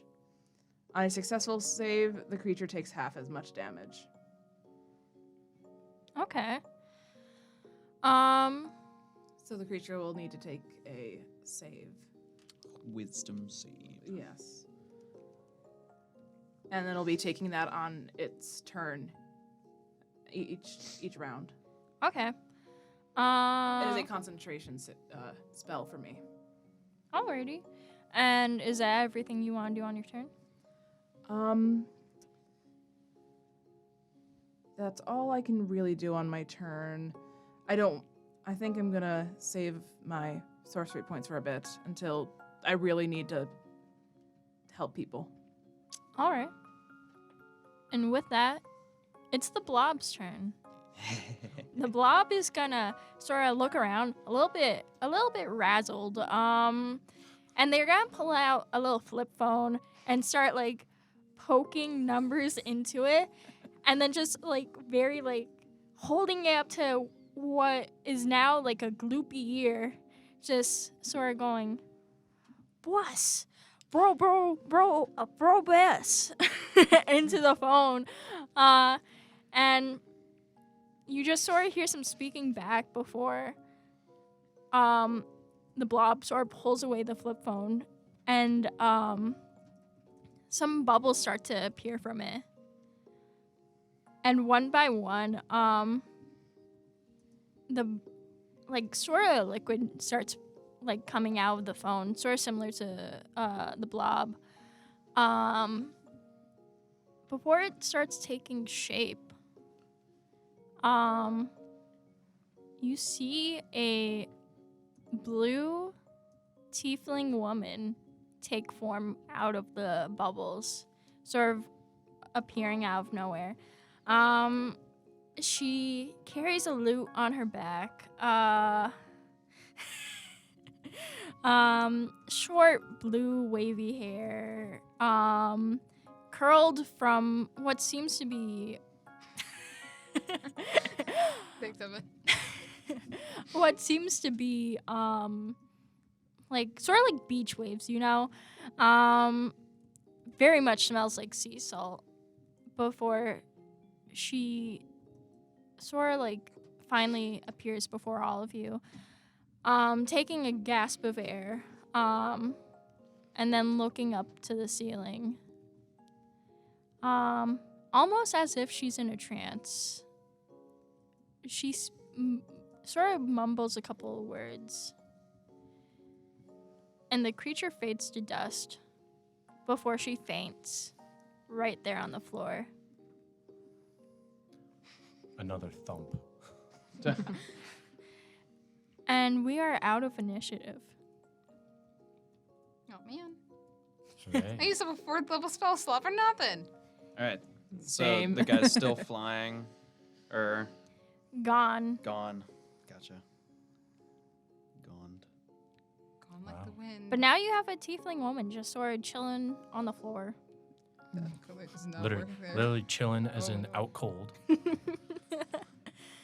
The blob Yeah. sort of walks up and sort of just laps a contract right onto her face. What? Emma, question. Nice. Yeah? Is my comment in my channel the correct comment this time? Yes. Excellent. But yeah. What do y'all do? I'm gonna smile and laugh at the blob's Smile and behavior. wave. And then I'm gonna go over to the blob and reach my hand down and see if it wants to climb up like it did last time. The blob goes right up your arm and sort of just rests on your shoulder. Awesome. Do I notice the glasses broken? I would say with your passive perception of 17, right? Yeah. That, yeah, you instantly see the glasses are broken. Oh, little buddy, something happened to your glasses. What happened? The blob sort of just looks towards Dylyn. Dylyn immediately covers her eyes and just turns away. And the blob starts reenacting, like morphing itself into two, sort of starts reenacting it trying to catch Dylyn, but like Dylyn like falling right on top of it and it being like flattened out like a pancake, right all on your shoulder. It's not to scale. Yeah, it's very small. Brian is gonna smile, look at Dylyn, and say, You've got a real nasty feeling towards this little guy, don't you? I don't want to talk about it. Well, And the blob starts to hand Brian the contract again with a new bullet point saying, "Protect me." I say to the little slime, I'm like, frankly, if you just had a contract saying protect me, I think I would sign it immediately. The blob sort of just tilts its head, questioning, like, "What do you mean by that?" But like, obviously not saying that. yeah. But yeah, what do y'all do? I'm gonna point to the hallway and say, well, I think we should go to the bar. Because Brian really doesn't like anybody else other than him being in this room, especially after the experience that he just had. So he's just kind of gonna corral them like a shepherd dog. All right, Let's skedaddle. what are y'all gonna do about the woman on the floor? Oh, I would like to try and pick her up. I was just Okay. gonna say I was gonna poke it, see if it's alive. Ruben, if you want to poke her real quick, you can. I will. Roll me a performance check. Oh, let's see how good this poke is. Is it like a poke with a stick? Like, what's going on here? It's a poke with finger claw. Okay. I think of like Oh, how no. cats like bad at stuff Cats. on counters. Like they Oh. just kind of like, Yeah, yeah, yeah, like that. Just exactly. Just a yeah. hand pat. and that's a 22. You sort of poke her, and she sort of starts like swatting your paw away, but in like a very much like sleep-like state, not really like waking up 5 from more it. minutes, Mom. Yeah. And then Dylyn, if you want to roll me a athletics check to see if you can pick her up. That's a no. That's a 7. Oh yeah, no. Nope. Well, now that we're out of combat, Brian is gonna take another levitation potion out of his bag of holding, and he's just gonna pour a little bit, enough to get her floating like 2 feet off of the ground. Just pour a little bit on her, Okay. and then he'll just push her out of the doorway and into the hallway, not caring if she hits the other wall. Well, it's a light push. It's not a. There's just a little as her head hits the door. That's not an adorable slime creature. Hey, this she is has a horns. person. Maybe the horns protected her head. Oh, probably. Maybe. Hopefully. Ooh, I'm gonna have to look up reference images of her again to see if because I don't think she has long horns. Have I think you- she has Oh. little Have little you seen nubs me of dig, horns. they'll Oh, dig no. 2 holes in the wall. Yeah, she's stuck. Emma, have you sent me pictures? It might be in the other server. I'll check. Yeah. You keep going, I'll check. But yeah, so yeah, you start to push her out, and she does in fact go headfirst into the door, and she's sort of just still completely asleep, just floating in the hallway now.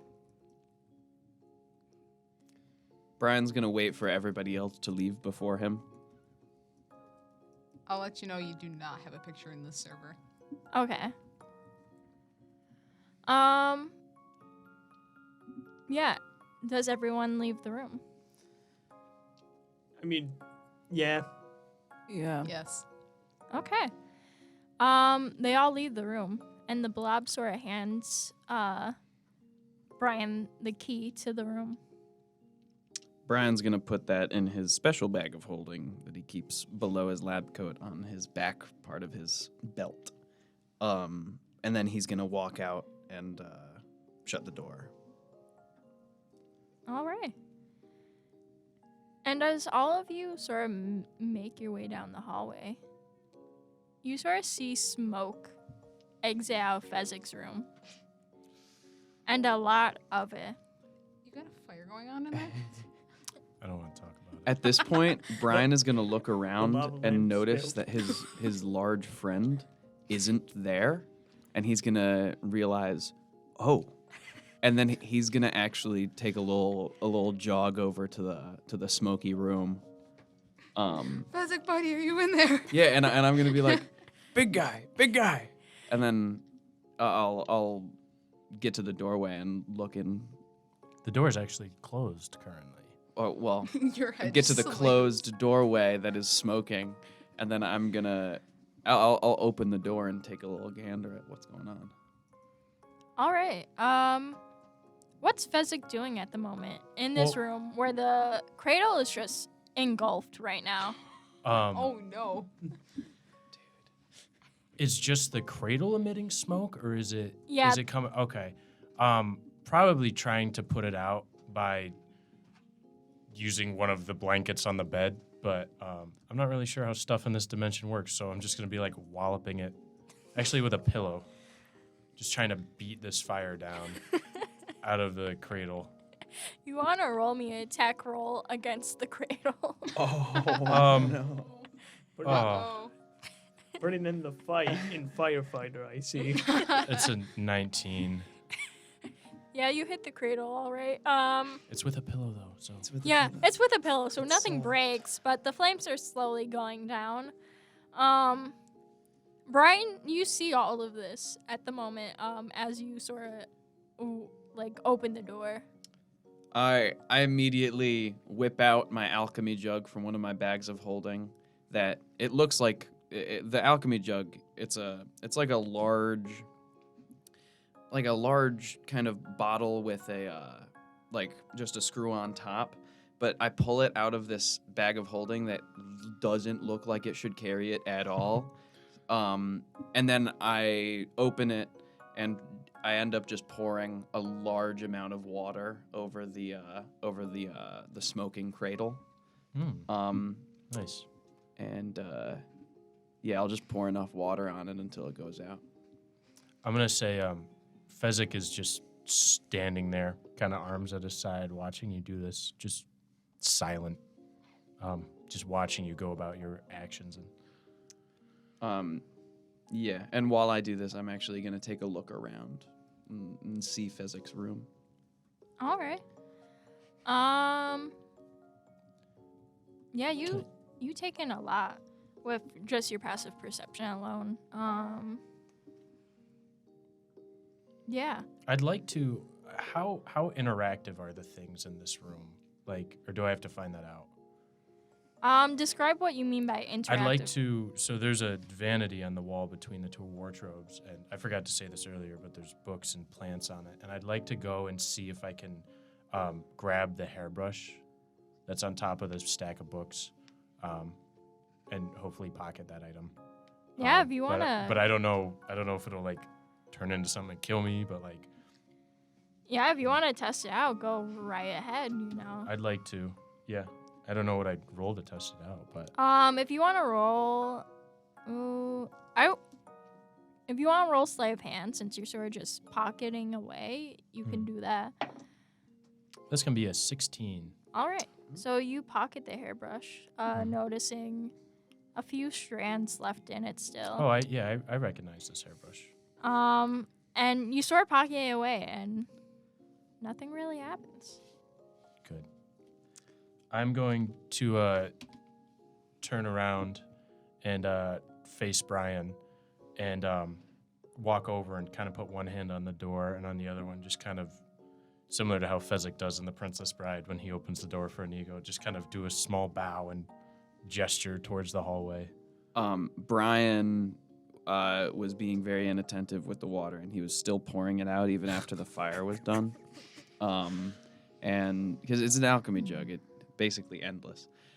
He puts it upright, puts the cap back on, somehow fits it back into that abnormally small bag of holding, and then walks out the door in front of Fezzick. I'm gonna follow behind, but take a good deep look with my eyes going to the window and then the cradle, resting there for a few minutes before letting out a heavy sigh and just closing the door behind the both of us. All right.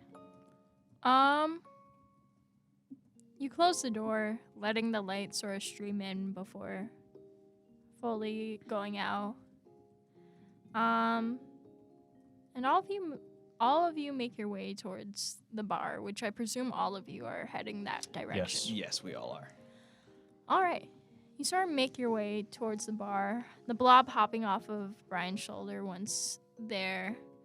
And they start working on the contracts a little bit, sort of like a kid trying to cover their answers on like a test and whatnot, sort of like trying to make sure no one sees. And they formulate a new contract, which they hand to all of you. And the new contract reads, "Your stories go on. They didn't end. But for the time being, would you mind helping me make this a functioning inn and tavern for those who believe that who need a rest?" And then it's sort of like the dotted line. And then what exactly that entails, taking care of the inn. So it would be stuff like managing the bar, preparing food, breakfast for all the guests, making sure to go on supply runs here and there out into the great beyond, along with just making sure that no creature sort of comes in that isn't supposed to be there. I'm going to hold my contract and kind of gesture to Brian in a way that says, I can't read. So please let Please me know help. what this says. Brian's gonna summarize it for Fezzick and say, it basically says that we could, for a short period of time, an undisclosed time period, work and improve on the bar and attempt to make it into a good inn. Fezzick's gonna kind of take a look around upon hearing that, and then what is there like a quill and ink nearby, or a mechanical pencil, or do we have? I think crayon? the little blob is handing out Oh, quills. okay. with it. Yeah. Okay. I'm gonna take the quill and put Fezzick's name down in the giant rune writing. Do you just like grip it? Full fist. No, grip? actually, no. Or you- like a toothpick. It is very small, but you notice as he puts down the runes that you assume are his name. It's very detailed and intricate. His Hancock is the biggest I see. Yes. Um, The signature takes up the entire line. yeah. Yeah. Brian, seeing Fezzick doing this, looking back to the hallway with all of the doors, Brian, he gives a little sigh, and he's like, "Welp, I guess I'll take the bar," and then he signs his name down on the paper, and slides both Fezzick's and Brian's papers across the table to the little slime. The blob immediately sort of jumps up holding the two papers, really ecstatic, just sort of going off to the side, doing some fist bumps, and then coming back, shaking both of your hands. Shaking Fezzick's finger. Yeah. Yeah. Yeah. I'm gonna furrow my brow at that, but and growl a little bit, but be okay with it for now. Brian's gonna walk behind the bar and start cleaning a glass. Alrighty. Does anyone else sign the paperwork? Dylyn will. She daintily signs her full name, Dylyn Colosi. The blob sort of takes your paperwork, sort of just ecstatic. But wait, did Dylyn spell it the correct way? Yes, she did. She did The not correct spell it like amount her of twin. Funny story. Her twin is spelled Dylyn, and then Dylan's- hers is Dylyn. Yeah. Yep. All right. The L's. The L's. What about Ruben and Spectrum? Well, I'm just gonna say, upon seeing the changes to the contract, Ruben is going to remember. Wait a minute. There's an elf lady that didn't get an updated copy. I'm gonna go try and wake her up. All right. So you go back down the hall to the tiefling, right? Yep. Still floating. Tiefling. Yeah, just sort of just flowing by. Now she's in the over by the rooms and more closer to the bar area. And she's just sort of floating there. Now she's sort of tucked up in herself, some drool escaping. She's real passed out. But roll me performance to see if you sort of wake her up. All right. That is. Wait, hold on. That is a 23. A 23? Yeah, you sort of get her up, and she sort of just wakes up just huh? Where am I? Who are you? Wait, who are you? Ooh, this is... Ooh. My name be Ruby Wind, or you can refer to me as Ruben. And, I'm not quite too sure either. But, I need you to go down this way. I think it's a bar nearby. Updated contracts, the one on your face right now. That one. I'm gonna need you to sign. I'm gonna need you to review it, get a new copy, and then make your decision after that. But I'm not supposed to be here right now. I don't feel comfortable signing any form of contract at the moment. Neither do I. I'm just saying you need to get an updated copy. Okay. And she sort of just tries to get up, but it's sort of spinning around as gravity is not on her side at the moment. Baby, right All right. round. In that case, just drag them by the leg when they're floating. Just grab them like holding a balloon, just like trying to move that to the area. All right. You sort of start dragging her down to the bar, and she's just like, "Whoa, whoa, whoa, whoa. Why am I floating?" Brian from behind the bar is gonna look over and say, "Oh," and then walk up to the tiefling and pour a little bit of anti-levitation potion, and the tiefling will slowly drift to the floor. I thought it would be an instant drop. Just Well, he made sure to do a small amount, so the tiefling probably is still a little light, but they're on the groundish. She sort of just like tries to gain her balance on like one of the nearby bar tables, and it's just like, "Ooh, I do not like any of what's happening right now. Ooh. Ooh. But yeah, what do y'all do with the contracts?"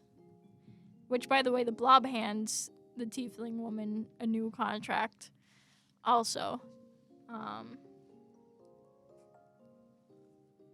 Well, still besides the very upfront nature of the contract, Ruben is just going to look for any fine print, because Ruben has been hoodwinked a lot, and he just wants to make sure that this is all fair. There's not anything, there's not any wording that's one font size. Like, he wants to make sure everything's up to date and up to deal and up to date. All right. As you're sort of reviewing it, the blob sort of just puts a sticky note on yours that just says, "Need to sleep on it?" ? Ruben's gonna look up at the blob and just go, "What do you mean by that?" And the blob sort of just slaps another sticky note on top of it that says, "Go to your room, sleep, decide tomorrow or in a couple of days from now."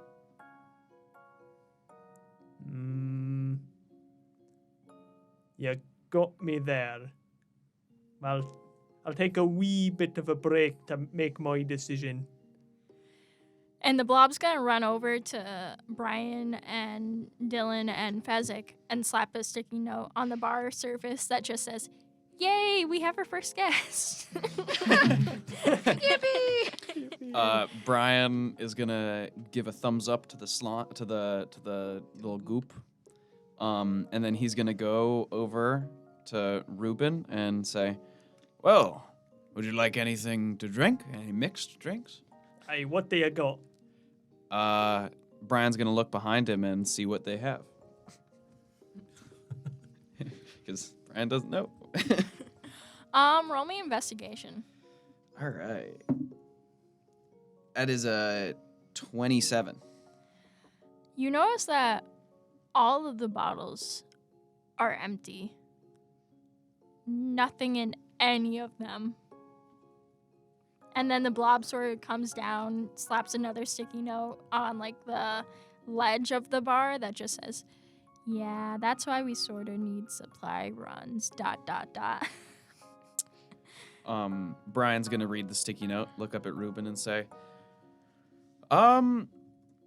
maybe do you want some water or beer? How can you... Wait, they only got that? I only have that. I also can make milk if you want milk. What kind of milk?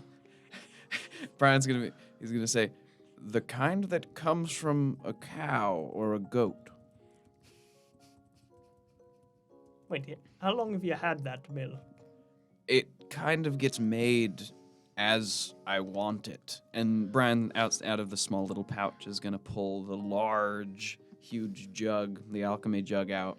And then he'll grab 2 glasses from under the counter. And he'll pour beer into both of them. And then, without even asking if you wanted the beer, he'll just slide it over to you and say, "There." I'm just gonna take the drink and just look at it for a bit. Just look at it for a bit. And just stare at it. Whether they're going to drink it is up to interpretation, but they're just going to stare at the drink just. Yep. I don't know what this is, but I'm wondering if I take it I may end up with a stomach indigestion. Brian's gonna just basically chug his entire glass. And then pour himself another one, of course. Same mixture. Oh yeah, no, it's still beer. And he also mentions, he says, if you want, I could also make some wine. And he gestures to Fezzick and Dylyn, and Spectrum as well as the Blob too, and the Tiefling. Fezzick is not. He's sitting on the end of the bar right now, but he's not. Even though you guys are talking about some of his favorite things to drink, he's not going to notice at all. He actually, he's got the hairbrush, and he's just kind of, you know how like you run your thumb Over the top of bristle, hairbrush, yeah, over the bristle. bristles. He's just doing that at the end of the bar, just in a different world right now. Oh, Brian's gonna go and actually pull out a second alchemy jug from his pouch, and he's just gonna set it down in front of Fezzick, and it's set on the beer setting. beer setting. Nice. And Brian just taps it and takes the cork off, and just walks back to the center of the bar. And with that, that is tonight's episode of DnDVL. How y'all feel about it? Good. That was a nice one. I'm Yeah. excited to see what our duties as hotel manager entails. Oh my gosh, yeah, as bartender. As bartender. We'll yeah. see what Spectrum does. All right. I don't know yet. Maybe Spectrum just needs to sleep on it a little bit. Yeah. And with that, just sort of as a reminder, everything that we said or did tonight was acts of fiction. None of it was real. I didn't hurt a blob. We're fine. Yeah. Everything's fine. no. No blobs were harmed during the filming of this. Exactly. Are you sure about that? But a tiefling was flown. That And with that, let's go around and do our goodbyes. Starting off with our lovely board opper, Jerry.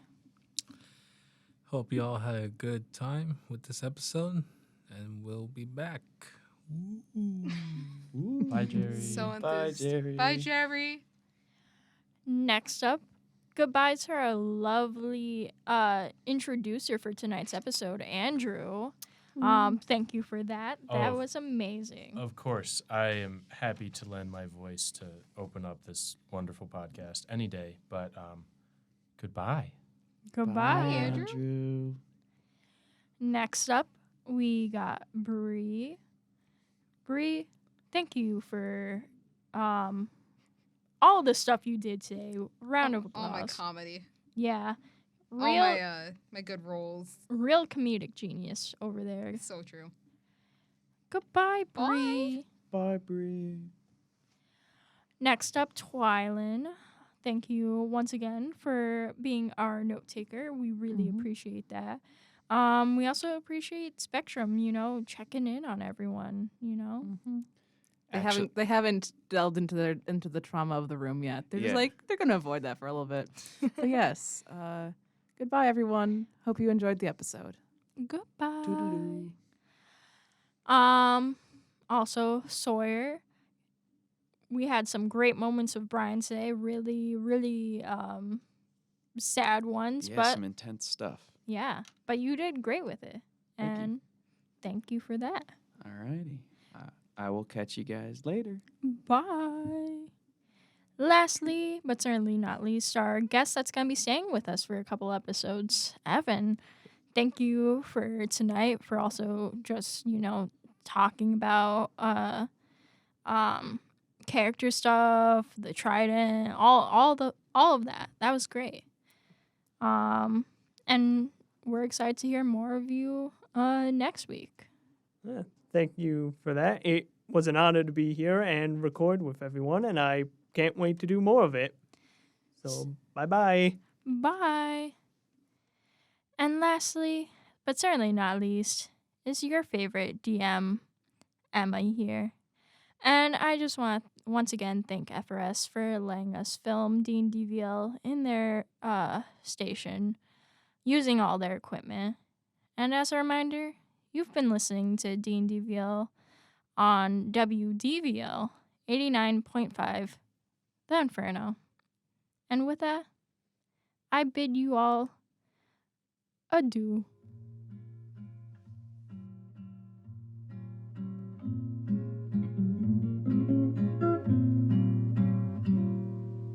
Days seem sometimes as if they'll never end. Sun takes its heels to taunt you, but after sunlit days, one thing stays the same. Rises the moon.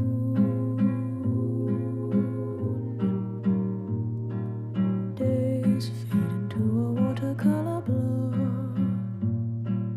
Memories swim and haunt you, but look into the lake, shimmering like smoke. Rises the moon.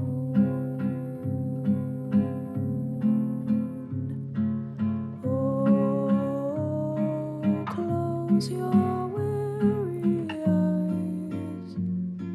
I promise you that soon the autumn comes to darken fading summer skies. Breathe, breathe, breathe.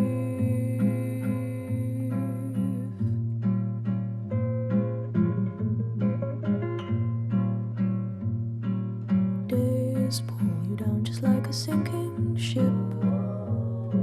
Floating is getting harder, but tread the water, child, and know that meanwhile rises the moon. Days pull you up just like a daffodil, uprooted from its garden. They'll tell you what you owe, but no, even so, rises the moon. You'll be visited by sleep. I promise you that soon the autumn comes to steal